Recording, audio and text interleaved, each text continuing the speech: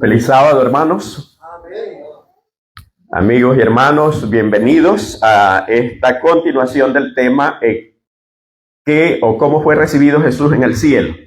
Recordemos que la semana anterior o en el tema anterior habíamos dicho que no es posible de que solamente se dedique un par de versículos allí en dos de los evangelios, en Hechos, ¿verdad? En un acontecimiento tan importante. Pero como para abrir la palabra de Dios, siempre tenemos que pedir la dirección del Espíritu Santo, así que yo los invito a que inclinemos el rostro para tener una palabra de oración. Bendito Padre, te agradecemos por la oportunidad que nos das de poder recibir tu palabra, Señor. Queremos que tu Espíritu Santo abra nuestro entendimiento, nuestra mente, y que podamos aceptar las verdades eternas que tú tienes para este tiempo, Señor.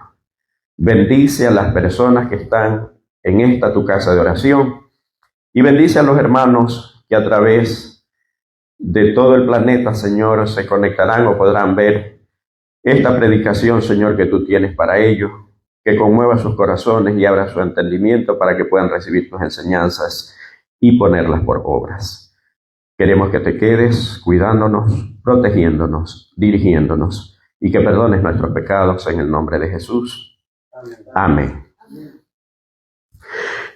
Como recuento, habíamos visto y habíamos empezado con el libro de Job. Aunque parezca mentira, ¿verdad? Aunque parezca raro, parezca que nos estamos saliendo de contexto, tendremos que, si no avanzamos esta noche, por lo menos posteriormente regresar al libro de Job, porque allí hay una enseñanza que también está implícita en el libro de Apocalipsis, en el capítulo 4 y versículo 5.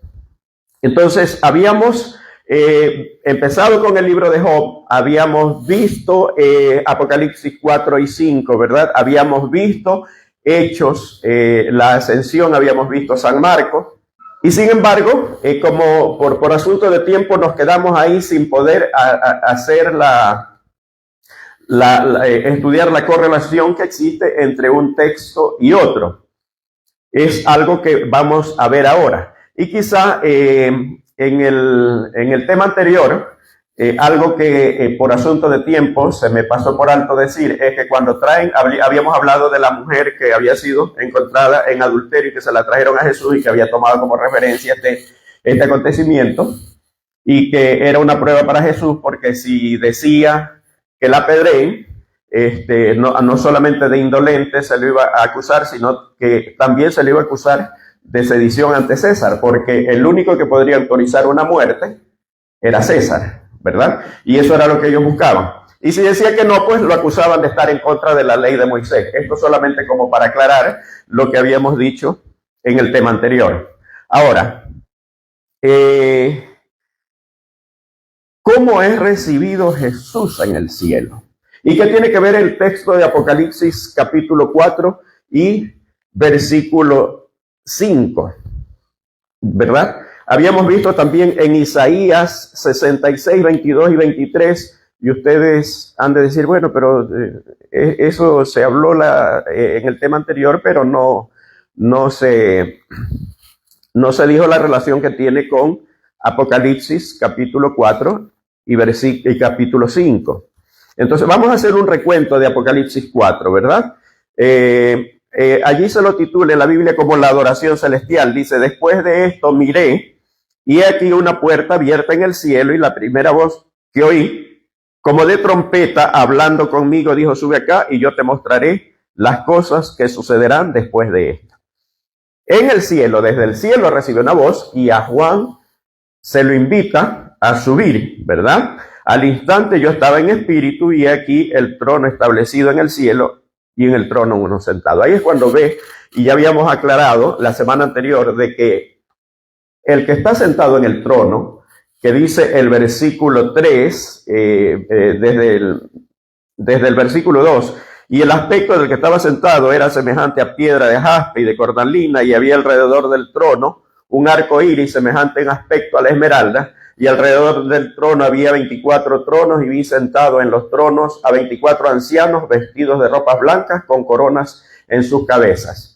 aquí hay un acontecimiento donde habíamos dicho la semana anterior que es el Padre. ¿Por qué? Recordemos que la Biblia no fue escrita, no fue dividida en capítulos y versículos, sino que fue escrito de corrido, como podríamos decir, ¿verdad? Sin embargo, la división de capítulos y versículos se hace para una mejor comprensión. Por lo tanto, Apocalipsis 4 y Apocalipsis 5 están narrando un acontecimiento, pero Apocalipsis 5 lo que hace es ampliar la visión del Apocalipsis 4. ¿Por qué? Si nosotros vemos Apocalipsis 4, habla de un trono, uno sentado en el trono de un aspecto como llama de fuego, más o menos, de acuerdo a las piedras que describe, ¿verdad? Un arco iris que hay allí, y hay frente al que está sentado en el trono 4 seres vivientes que tienen, ¿cuál es la característica? Tienen 6 alas. Esto ve en la primera parte. Y un poco más allá está el trono, están los 4 seres vivientes que tienen un aspecto diferente cada uno, pero en lo que coinciden los 4 seres vivientes que tienen, ¿qué cosa? Tienen 6 alas cada uno. Y más allá, un poco más retirado, están 24 tronos donde están sentados 24 ancianos, ¿verdad? Entonces, hasta ahí en el capítulo 4 hay un acontecimiento donde solamente existen 29 seres, 24 ancianos, 4 seres vivientes y el que está sentado en el trono. O sea, hay 29 personajes, por decirlo de alguna manera, ¿verdad? Pero el principal es el que está sentado en el trono. Eso ve Juan en el capítulo 4. En el capítulo 5 se amplía más el panorama, ¿ya? Porque en el capítulo 5 dice en el versículo 1, vi en la mano derecha del que estaba sentado en el trono un libro escrito por dentro y por fuera y sellado con 7 sellos. Esto ya lo explicamos en el tema anterior, ¿verdad? Y vi un ángel fuerte que pregonaba a gran voz, ¿quién es digno de abrir el libro y desatar sus sellos? Y ninguno, ni en la tierra, ni en el cielo, ni debajo de la tierra podía abrir el libro, ni aún mirarlo. Y lloraba yo mucho porque no se había hallado a ninguno digno de abrir el libro, ni de leerlo, ni de mirarlo. Aquí, hasta aquí todavía siguen 29 personajes. Y uno de los, y uno de los ancianos me dijo, no llores, he aquí el león de la tribu de Judá, la raíz de David ha vencido para abrir el libro y desatar sus 7 sellos. Ahora ya se suma alguien más. Y miré, y vi que en medio del trono y de los 4 seres vivientes, o sea, primero estaba el trono, 4 seres vivientes, 24 tronos, ¿verdad? Pero ahora Juan se da cuenta de algo, que existe el trono, existe alguien entre el trono y los 4 seres vivientes allí, ¿verdad? Porque él se pone a llorar. Y eso ya lo habíamos explicado también en el tema anterior. En medio del trono y de los 4 seres vivientes y en medio de los ancianos estaba en pie un cordero como inmolado que tenía 7 cuernos y 7 ojos, los cuales son los 7 espíritus de Dios enviados por toda la tierra. Aquí podemos decir, no, es que los 7 candeleros no puede ser el Espíritu Santo porque acá a este cordero se le ven 7 ojos que son los 7 espíritus de Dios, ¿verdad? Pero sin embargo, recordemos que el número 7 en profecía es símbolo de ¿qué? De totalidad, de perfección, totalmente completo, ¿verdad? Entonces, aquí ya se ve a alguien más. Ahora, ¿por qué se lo ve a Jesús como un cordero como inmolado? Sabemos que Jesús es el cordero, eso no tenemos ni siquiera que explicarlo, ¿verdad? Recordemos a Juan, he aquí el cordero de Dios que quita el pecado del mundo, o sea, no hay cómo perderse. Entonces, sin lugar a dudas, es Jesús. Pero ¿por qué se lo ve como inmolado? Recién había llegado del campo de batalla. Era un acontecimiento reciente. Saben que hay denominaciones, y se acuerdan que yo les decía que ¿por qué tenemos la sana doctrina? Porque nuestra doctrina no está basada en un versículo, o en un texto, o un pasaje. Está basado en principios eternos de la palabra de Dios y a veces estos principios se revelan inclusive donde no habla del tema, sí habíamos visto, ¿verdad? Entonces hay algunas denominaciones religiosas que dicen que este acontecimiento que está aquí es la iglesia, que Juan ve a la iglesia que ya está en el cielo, ¿ya? Y como hay una doctrina medio rara ahí, ¿no? Perdón. Dicen que es la iglesia que ya llegó al cielo después del rapto secreto. Ahora, ¿por qué no puede ser ni la iglesia ni el rapto secreto? ¿Verdad? De paso, voy a aclarar algo. Para la interpretación del Apocalipsis hay tres formas, por lo general, o las más comunes, tres formas de interpretación. La primera, ¿verdad?, que es la preterista, que dice que todo lo que está escrito en Apocalipsis ya se cumplió en el siglo I, ¿verdad? Desde los tiempos de Jesús, en la era apostólica, que ya todo pasó, ya no hay nada que cumplirse. Eso dice la preterista, o sea, todo hacia el pasado. Hay otra interpretación que es la futurista, y esta futurista es la que dice que este acontecimiento de Apocalipsis 4 y Apocalipsis 5 es algo que ocurrirá después. ¿Cuándo? Después del gran rapto, del rapto secreto. Que los justos estarán en el cielo y después de esto vendrá la gran tribulación. De paso, será un rapto secreto donde estarán en un trabajo, en un lugar X, habrá 10 personas, pero de pronto se desaparecen 2, se desaparecen 3 y sale en las noticias, ¿no? Se desaparecieron aquí 3 personas. Ah, qué raro, porque allá también se desaparecieron 2. No, acá se desaparecieron 5 y empiezan a buscarlos y no aparecen. Es porque supuestamente, secretamente, fueron raptados y ya están en el cielo, ¿verdad? No hay aparte de un versículo que Jesús dice que vendrá como ladrón en la noche, pero cuando dice ladrón en la noche está hablando de forma inesperada, no de forma que nadie lo vea. Porque el mismo Pablo dice, el Señor mismo con voz de mando, con voz de arcángel y con trompeta de Dios, descenderá del cielo. Voz de mando, voz de arcángel y trompeta de Dios. Eso no es algo secreto. Y Jesús mismo dijo que como el relámpago que sale del oriente y se muestra hasta el occidente, así será la venida del Hijo del Hombre. Claro, que estos acontecimientos dicen que todo esto sí va a ocurrir de esa manera, pero que será ya después cuando se juzgue o cuando se dé el pago. Bueno, es cierta interpretación o ciertas doctrinas bíblicas basadas, como les dije, en 1 o 2 pasajes. Pero, ¿por qué no puede ser este acontecimiento futuro? Porque está hablando del acontecimiento, y esto del Cordero que como inmolado, está hablando de que fue justamente en la ascensión. Ahora, yo voy a tomar, recuerden que la semana pasada habíamos visto que estábamos viendo el deseo de toda la gente, el último capítulo, y también habíamos dicho que el deseo, el espíritu de profecía, los escritos de Ellen White, nos ayudan a entender mejor las escrituras, porque hay cosas que la Biblia no las explica, ¿verdad? Y es obvio, porque la misma Biblia, la misma palabra dice que hay muchas cosas que hizo Jesús, por ejemplo, y que no se las pudo escribir porque si no, no cabrían en el mundo libros, ¿verdad? ¿Sí han leído ese pasaje?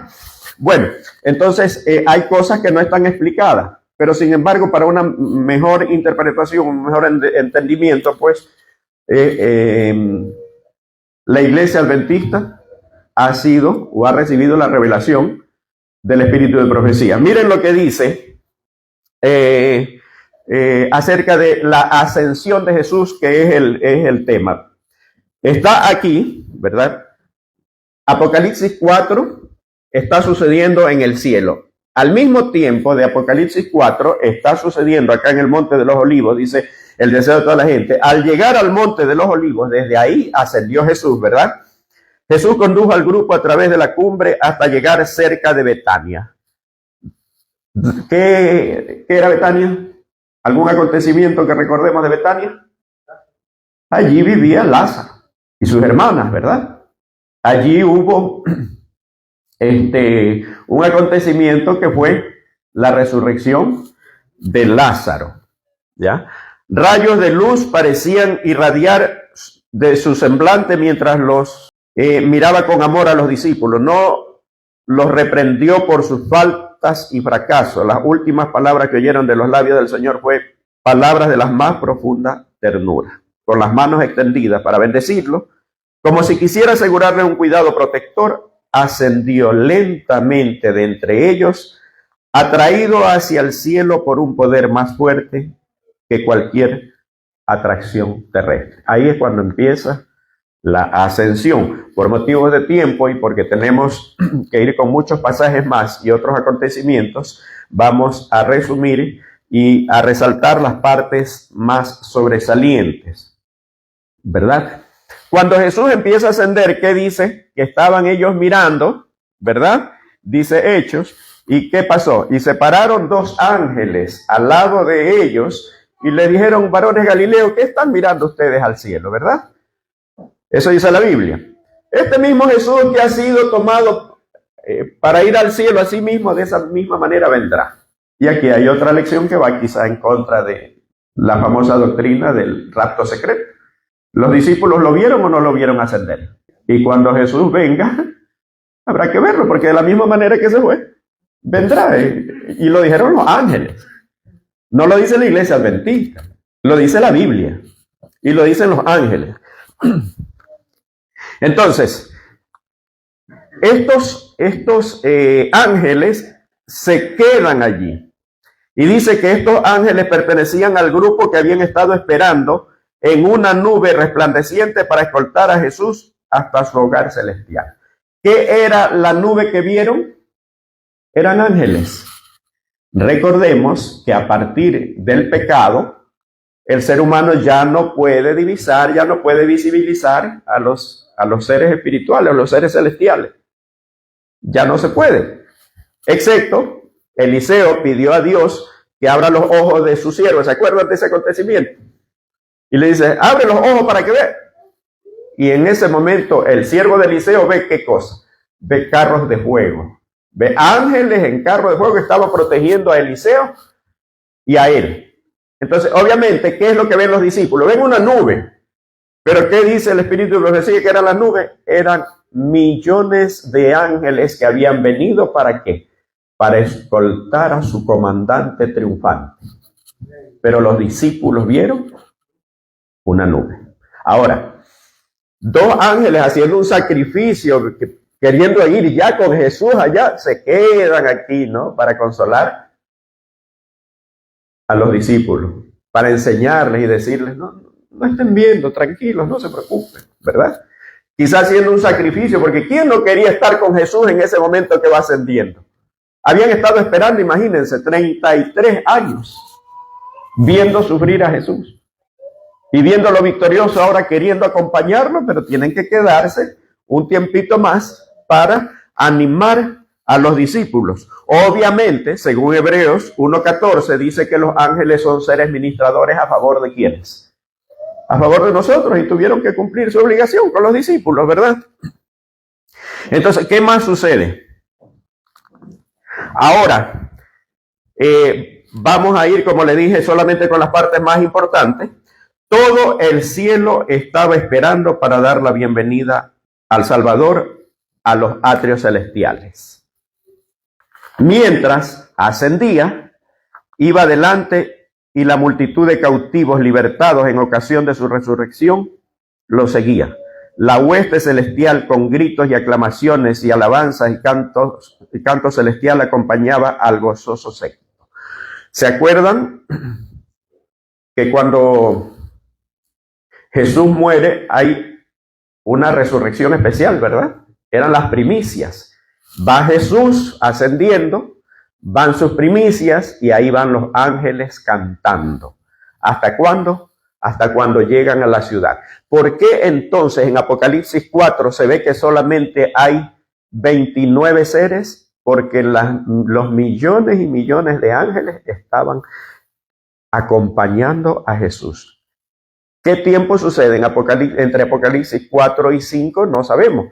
Lo que sí es cierto que Apocalipsis 4 y 5 es una condensación que se le permite ver a Juan, porque lo importante en ese momento era la revelación de los acontecimientos que estaban por venir, ¿verdad? Y me pasé y me salté de algo cuando dije acerca de las tres interpretaciones. Hablé solamente de dos, ¿verdad? Y me estoy guardando la tercera. La una era la preterista, la otra es la futurista, pero me estaba guardando ¿cuál? La más importante, la historicista. ¿Cuál es la historicista? Aquella que dice que los acontecimientos de Apocalipsis no solamente son, no es que se cumplieron hace tiempo, ni se cumplirán después, sino que se han estado cumpliendo y se han venido cumpliendo y se cumplirán ¿hasta cuándo? Hasta cuando Cristo venga. Ahora, ¿por qué y cuál es la que nosotros creemos y aceptamos? Obviamente la historicista. ¿Pero por qué? ¿Solo porque somos adventistas y nosotros lo decimos? No, porque esa es la interpretación que Dios le enseñó a quién. A ver si me dicen a quién. A Daniel. ¿Se acuerdan de Nabucodonosor y el sueño de la estatua? ¿Se acuerdan de todos los acontecimientos que hay ahí en Daniel 2? Nabucodonosor tiene un sueño, se le olvida, está turbado. ¿Qué fue lo que soñé? Era tan importante que me he quedado turbado, pero ¿qué fue lo que soñé? ¿Qué fue lo que soñé? Y empieza a llamar a gente, a divinos, etcétera, etcétera, ¿verdad?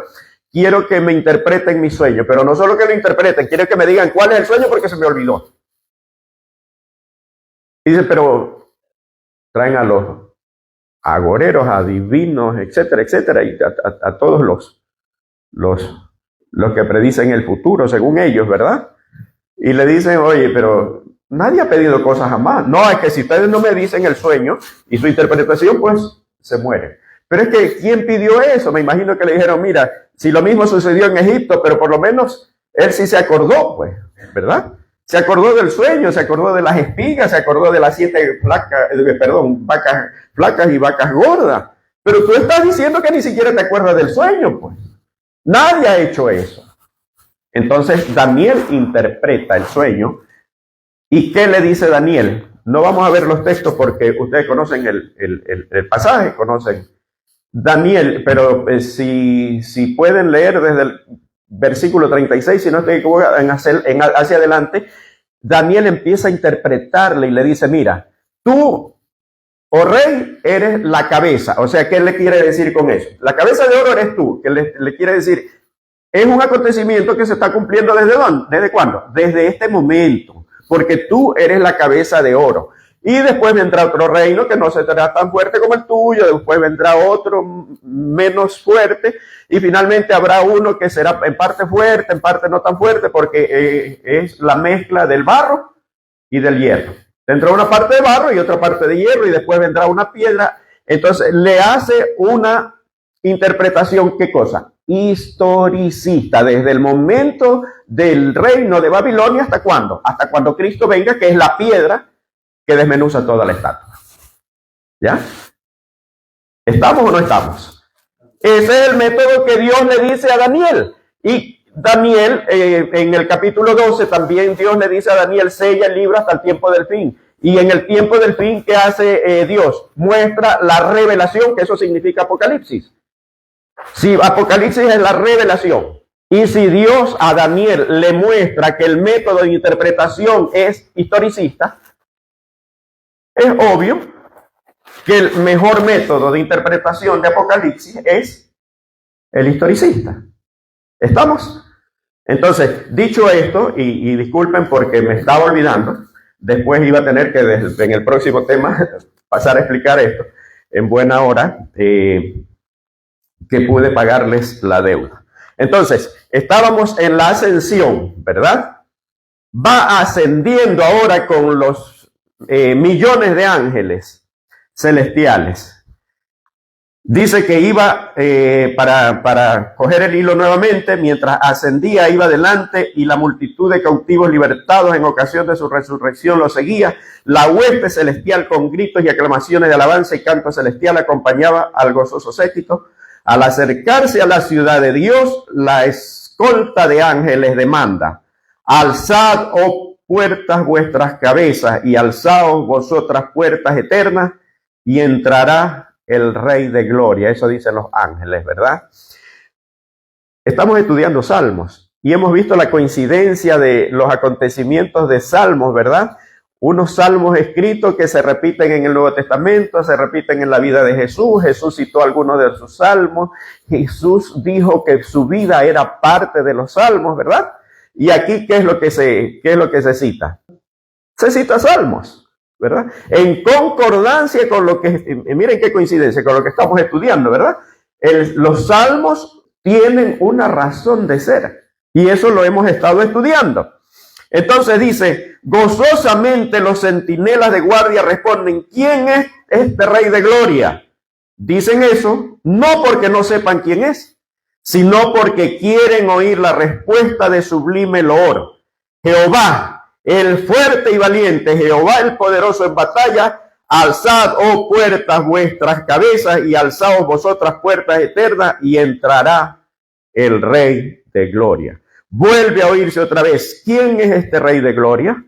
Porque los ángeles no se cansan nunca de oír su nombre exaltado, y los ángeles de las escoltas responden: Jehová de los ejércitos es el Rey de la Gloria. Qué hermoso acontecimiento. Y somos bendecidos de haber recibido la descripción de estos acontecimientos. Si se hubieran escrito en la Biblia, no cabrían en el mundo entero los escritos, ¿verdad? Entonces los portales de la ciudad de Dios se abren de par en par y la muchedumbre angélica pasa a través de las puertas en medio de una explosión de música arrobadora. Aquí quiero que pongan atención a esto. Allí está el trono. ¿Qué trono? El que habíamos visto en Apocalipsis 4. Y alrededor el arco iris de la promesa. ¿Eso dice o no dice Apocalipsis 4? Allí están los querubines y los serafines. ¿Quiénes son estos querubines y estos serafines? Vamos a ver Apocalipsis capítulo 6, Isaías capítulo 6 y versículos 2 y 3. Isaías capítulo 6 y versículos 2 y 3. Y no es que Ellen White está escribiendo o describiendo algo que no tiene un respaldo bíblico. Isaías capítulo 6 y versículos 2 y 3 dice: y el uno al otro daba voces diciendo: Santo, Santo, Santo, Jehová de los ejércitos, toda la tierra está llena de su gloria. Por encima de él había serafines, cada uno tenía, ¿qué cosa? 6 alas. ¿Y qué decía de Apocalipsis 4 acerca de los 4 seres vivientes que tenían qué cosa? ¿Y qué dice el espíritu de profecía que estaban allí cuando Jesús se acerca hacia el trono? Querubines y serafines. ¿Coincide o no coincide? Entonces la pregunta: Apocalipsis 4 y Apocalipsis 5, ¿es la iglesia que ha sido arrebatada, como dicen? No, son seres celestiales. Vamos a ver qué más dice el espíritu de profecía. Entonces ya tenemos claro quiénes son los 4 seres vivientes, ¿verdad? Son serafines, los comandantes de las huestes angélicas, los hijos de Dios, los representantes de los mundos que nunca cayeron, todos están congregados. ¿Quiénes están congregados aquí? Los representantes de los mundos que nunca cayeron. Ahora entendemos por qué empezamos citando Job capítulo 1 y Job capítulo 2. El concilio celestial. ¿Por qué? Miren lo que dice. El concilio celestial, dice el deseo de toda la gente, ante el cual Lucifer había acusado a Dios y a su Hijo, los representantes de esos reinos sin pecado sobre los cuales Satanás había pensado establecer su dominio, Todos están allí para dar la bienvenida al Redentor. Están ansiosos por celebrar su triunfo y glorificar su reino. ¿Qué les parece? Ese Dios que no es autoritario, que tiene un concilio, que no sabemos cada qué tiempo se realiza. Bueno, no sabemos, pero ya vamos a ver otro texto que ya lo habíamos citado en el tema anterior. Ese Dios no es autoritario, tiene un concilio para cada acontecimiento. Y ahí es donde entra Isaías 66, 22 y 23, ¿verdad? ¿Qué dice de los cielos nuevos y la nueva tierra? Permanecerán delante de mí y de mes en mes y de sábado en sábado vendrán todos a adorar. La adoración allá será semanal o mensual. A ver, ¿cómo es eso? Saben que la Biblia, y por eso Jesús dijo, escudriñen las Escrituras, la Biblia muchas veces como que mezcla un acontecimiento con otro. ¿Por qué? ¿Se acuerdan cuando Jesús ya le había dicho a los discípulos que iba a ser muerto, que iba a ir a Jerusalén, etcétera, etcétera, que vendría un fin y todas esas cosas? Es más, ya le había dicho que acerca del templo que no quedaría piedra sobre piedra que no sea derribada. Los discípulos, preocupados, le dicen, Señor, ¿cuándo serán estas cosas y qué señales habrá de tu venida y del fin del siglo? Siglo, en los pasajes bíblicos muchas veces se refiere al mundo, no siglo de temporalidad, sino del mundo, del planeta. ¿Qué señales habrán de tu venida y del fin del mundo? Podríamos nosotros traducirle, ¿verdad? Y Jesús le empieza a dar una descripción de los acontecimientos, pero le empieza como que a mezclar acontecimientos que tenían que cumplirse con la destrucción de Jerusalén y en la segunda venida. Eso dice Mateo 24 y Mateo 25, ¿verdad? ¿Estamos o no estamos? ¿Sí han leído esa parte? Si no, los invito a que en su casa lo lean porque ahora no tenemos el tiempo necesario. Pero Jesús allí le está hablando de doble acontecimiento, lo que iba a suceder con la destrucción de Jerusalén y lo que iba a suceder en el fin de los tiempos, en el fin del mundo. Acá sucede más o menos lo mismo. Isaías 66 dice que de mes en mes y de sábado en sábado vendremos todos a adorar delante de Dios. Como no hay otro pasaje, ¿verdad?, aparte, lo que sí es casi seguro, que los concilios seguirán dándose en el cielo. ¿Por qué? Ya no con el propósito anterior, ¿verdad? El concilio de Job, y tenemos que volver al libro de Job, quizás para el próximo tema, tenemos que volver al libro de Job, porque en el libro de Job, ¿para qué eran estos concilios? Era parte de la batalla del Apocalipsis, donde dice que hubo una guerra en el cielo donde luchaba Miguel y sus ángeles contra el dragón y sus ángeles, ¿verdad? Es parte, por eso tenemos que revisar Job. El libro de Job no es que es un acontecimiento allí de un hombre acaudalado y que tuvo mucha paciencia y que inclusive el tema general se lo considera como la paciencia de Job. No, hay mucha enseñanza allí. Por eso tendremos que revisar también el libro de Job. Y porque ahí hay unos concilios y hay mucha enseñanza. Entonces, los concilios era parte de la guerra en el cielo, ¿verdad? Esa era parte de los concilios, ¿no? La guerra no es una guerra como la que se daba en el pueblo de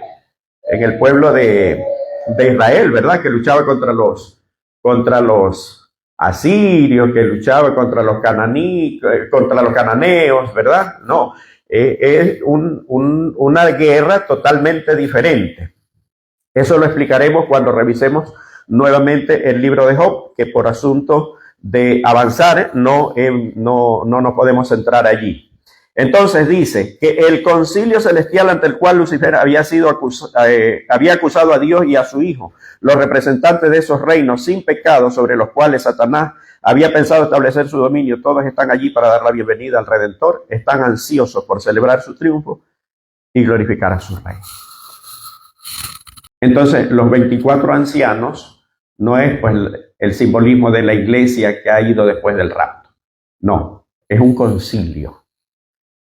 que se prepara a recibir al rey después de su victoria. Ahora, en Apocalipsis 5 habíamos visto que el cordero se lo ve como inmolado, es porque recién va con sus símbolos, con sus huellas de la lucha, de la guerra, de la batalla que celebró, en la cual aparentemente Satanás la ganó, pero Jesús la terminó ganando. ¿Por qué? Porque venció a través de la muerte a aquel que tenía el reino de la muerte, dice, el imperio de la muerte, dice las Sagradas Escrituras. Entonces, ahí está la hueste queriendo alabar a Jesús, pero miren lo que dice, esto es hermoso. Pero con un ademán él los detiene. ¿Quién? Jesús. Quizá, no sé cómo lo haría, pero me imagino que les dio. Todavía no, espérense. Y no por soberbia, no, espérense, porque había algo importante que hacer. Él los detiene, todavía no puede ahora recibir la corona de gloria y el manto real. Entra a la presencia de su Padre, señala su cabeza herida, un costado traspasado, sus pies lacerados, alza sus manos que llevan la señal de los clavos, presenta los trofeos de su triunfo. ¿Quiénes eran? Los que resucitaron, ¿verdad? La resurrección especial. Ofrece a Dios la gavilla de las primicias, quienes resucitaron con él como representantes de la gran multitud que saldrá de la tumba en su segunda venida. Se acerca al Padre, en quien hay regocijo, por un solo pecador que se arrepiente, quien se regocija sobre uno con cánticos. Desde antes que fueran echados los cimientos de la tierra, el Padre y el Hijo se habían unido en un pacto para redimir al hombre. La Biblia dice que Jesús fue destinado ¿desde cuándo? Antes de la fundación del mundo. Consumado es, se dirigió al Padre. El pacto había sido llevado plenamente a cabo. Ahora declara: Padre, consumado es. He hecho tu voluntad, oh Dios mío. He completado la obra de la redención. Si tu justicia está satisfecha, aquellos que me has dado, quiero que donde yo estoy, también ellos estén conmigo. Esta es la razón por la cual Jesús todavía no acepta la adoración, ¿verdad? Todavía no acepta la adoración.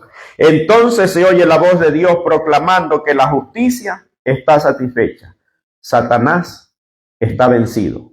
Los hijos de Cristo que trabajan y luchan en la tierra son aceptos en el amado delante de los ángeles celestiales y los representantes de los mundos que no cayeron. Lo reitera Ellen White.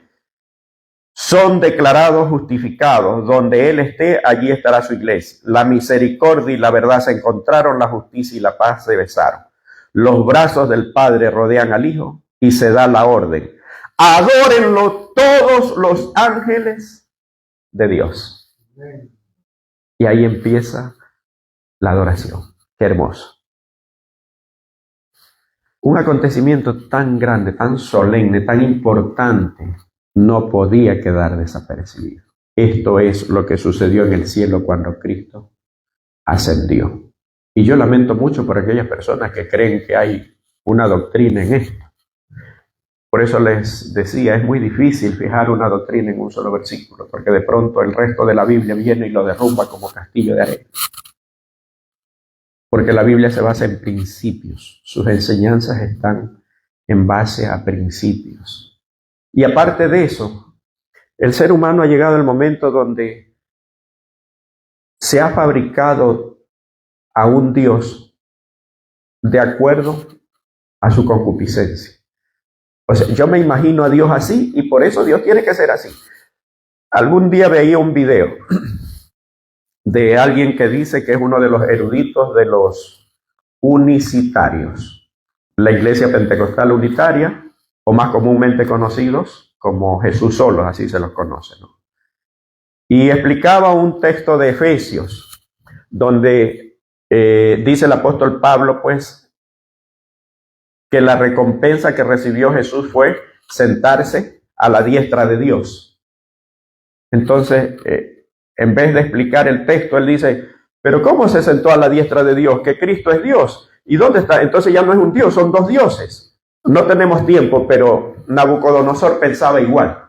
En el capítulo 3 de Daniel, Nabucodonosor también habla de dioses, cuando se refiere al Dios de Daniel.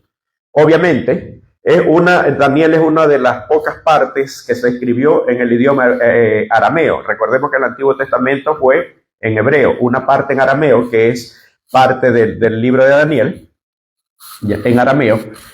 Nabucodonosor está hablando en idioma arameo, pero está utilizando el equivalente. Aquí sí vale la palabra equivalente. Equivale a Elohim, ¿verdad? Entonces, aquí sí equivale a Elohim cuando dice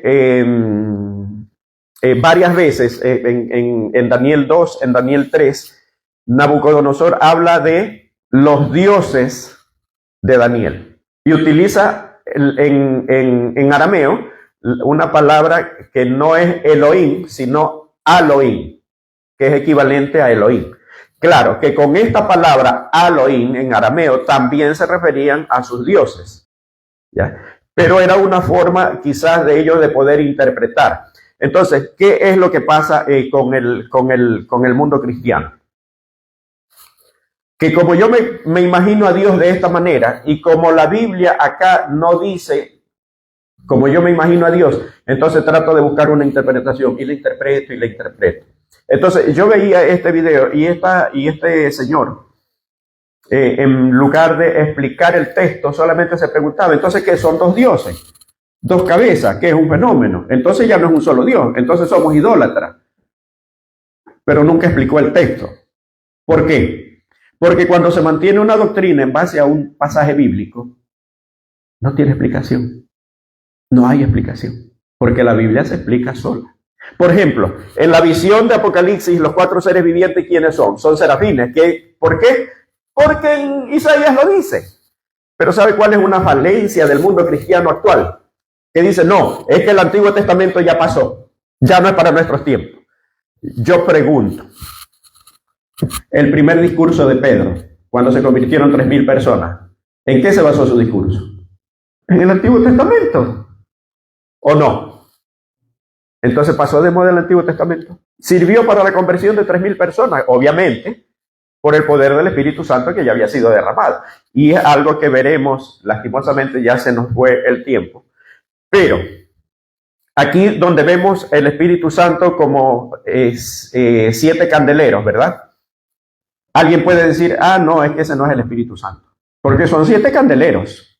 Es algo que explicaremos en el próximo tema acerca del Espíritu Santo, por qué se lo ve como 7 candeleros y si es o no es Dios. Porque muchas personas piensan que como la Biblia dice Espíritu Santo, es algo etéreo, es un poder. De hecho, muchas denominaciones religiosas así lo ven. Al ser humano le gusta enseñorearse de los demás, inclusive hasta de Dios. Por eso es que cada día se crea a un Dios al cual a veces hasta le enseñan y lo retan. Ustedes no han escuchado que alguien dice, yo decreto, yo ordeno, en el nombre de Jesucristo. Muchas veces las personas que más vociferan y más gritan el nombre de Cristo son las personas que no lo conocen y enseñan a un Cristo equivocado. Porque no se trata de gritar, se trata de conocerlo, se trata de entenderlo, se trata de aceptarlo y se trata de aceptar esa transformación. Hermanos, la Biblia es demasiado hermosa y como ustedes ven, el tiempo es enemigo. Se nos fue el tiempo y ya veremos acerca de los 7 candeleros, pero qué bueno que por lo menos avanzamos a ver la recepción que tuvo Jesús. Pero ustedes deben de decir, pero eso aquí no coincide completamente entre Apocalipsis 4 y 5. Ya les dije en parte por qué. Porque el propósito de la visión era una revelación acerca de los acontecimientos, ¿verdad? Pero sin embargo, sí se deja ver en qué escenario suceden estos acontecimientos que ve el apóstol Juan. Hermanos, tenemos una verdad que predicar, que vivir, que investigar. Investiguemos, porque cuando Cristo venga no vendrá a llamar a doctores de la ley, no vendrá a llamar a pastores. Ojo que no es que estoy hablando en contra de las personas que pastorean la Grey. No, absolutamente. Es más, yo tengo temor a decirlo. ¿Y por qué? Porque yo no soy pastor, pero hay muchos pastores adventistas que dicen no le hagas caso a tu pastor. Ellos lo dicen con autoridad porque son pastores. Si yo lo digo, me van a pensar que yo estoy en contra de los pastores, ¿no? Pero no se trata de estar en contra de los pastores. Los pastores tienen una misión. La misión es de ayudar a la Grey ¿a qué? A que llegue al conocimiento de la verdad, de la plenitud de Cristo. Ese es el propósito, ¿ya? Pero la salvación es personal. La investigación es nuestra, el estudio de la Biblia es nuestra, la comunión con Dios es nuestra, es personal, ¿verdad?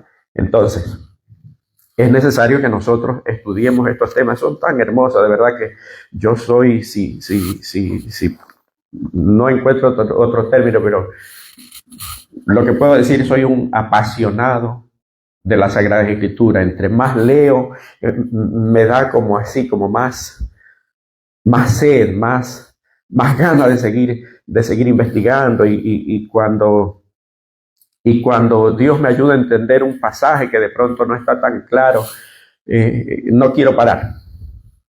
En algún momento yo trabajé en ventas. Bueno, no en algún momento, fue mi profesión hasta hace poco tiempo atrás. Pero yo era un apasionado también, apasionado de las ventas. Y cuando había un día de esos excepcionales, yo me olvidaba hasta de comer. Entonces, quizá es la misma pasión que siento cuando me entrego a algo que amo, ¿verdad? Y cómo no hacerlo si por un trabajo, por algo secular, uno se olvida hasta de comer, ¿por qué no por las Sagradas Escrituras? Y ahí es cuando entiendo lo que dice la Biblia cuando le dijeron a Jesús, oye, tienes que comer, mi comida y mi bebida es hacer la voluntad de mi Padre. Claro, yo estoy muy lejos de eso, porque si llegara a la experiencia de Jesús, no, pues yo desaparezco, ¿no? Pero es que es tan hermosa la lectura de las Sagradas Escrituras. Hermanos, yo los invito a experimentar eso, no es una teoría, es algo bonito, es algo hermoso. O sea, descubrir las verdades y sentir que Dios está allí revelándote todo lo que Él quiere decirte es algo hermoso que no se compara con absolutamente nadie. Ahí es cuando entiendo a Pablo que dice, y todo lo tengo por basura, porque he ganado ¿a quién? He ganado a Cristo. Hermanos, yo quiero orar para que Dios y su Espíritu Santo pueda obrar en nuestras vidas ese deseo de escudriñar la Biblia, de conocerlo mejor a través de la Sagrada Escritura, de estar más en contacto. Así que si alguien quiere acompañarme en oración, yo los invito a ponerse de pie para orar y a los que nos están viendo, pues a inclinar sus rostros. Oremos. Te alabamos, Padre, porque no revelaste estas cosas, Señor, a los sabios, sino que se los has revelado a los más sencillos, inclusive a los niños, Padre. Gracias por tu palabra, gracias por tu amor, tu misericordia, por tanta luz que has dispensado para tu pueblo. Ayúdanos a vivir de acuerdo a la luz recibida, Señor, que tu Espíritu Santo pueda obrar en nuestras vidas, en la vida de tu pueblo, Señor, de cada ser, de cada hogar, de cada persona que escucha o ve este mensaje, Señor. Queremos pedir una bendición especial para cada uno de nosotros, que podamos sentir el deseo de escudriñar tu palabra y de conocerte mejor. Y que eso nos lleve, Señor, a estar listos para recibirte en las nubes de los cielos. Síguenos acompañando y perdona nuestros pecados, te lo imploramos en el nombre de Jesús. Amén.